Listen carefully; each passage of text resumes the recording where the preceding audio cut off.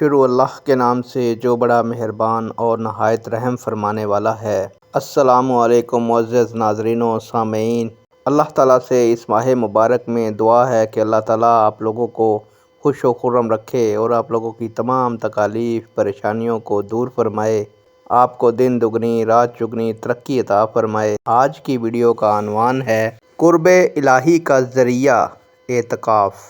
امید کروں گا کہ یہ معلومات آپ کے علم میں اضافہ فرمائے گی اور آپ اس معلومات کو شیئر کریں گے، چینل کو سبسکرائب کریں گے تاکہ دوسرے لوگ بھی اس معلومات سے مستفید ہو سکیں۔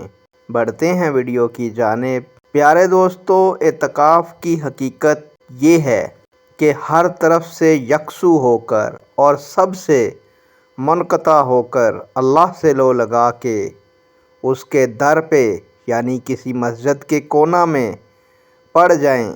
یہ خاص بلکہ خاص الخاص لوگوں کی عبادت ہے۔ واضح ہو کہ نفلی اعتکاف کے لیے وقت کی کوئی مقدار مقرر نہیں ہے، بلکہ پیارے دوستو جتنا وقت بھی مسجد میں اعتکاف کی نیت سے ٹھہرے جائیں وہ نفلی اعتکاف ہو جائے گا۔ البتہ رمضان المبارک میں جو اعتکاف مسنون ہے اس کے لیے 10 روز کی مدت مقرر ہے، یعنی رمضان المبارک کا آخری عشرہ۔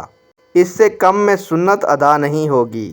اعتکاف کی حالت میں آدمی اپنی انسانی حاجات کے لیے مسجد سے باہر جا سکتا ہے، مگر لازم ہے کہ وہ اپنے آپ کو شہوانی لذتوں سے روکے رکھے تاکہ اس کا اعتکاف برقرار رہے۔ تو پیارے دوستو، اللہ تعالیٰ کا قرب حاصل کرنے کے لیے اعتکاف بہت اچھی عبادت ہے۔ نیک دعاؤں کے ساتھ آپ سے اجازت چاہوں گا۔ اللہ تعالیٰ آپ کا اور میرا حامی و ناصر ہو۔ اللہ حافظ۔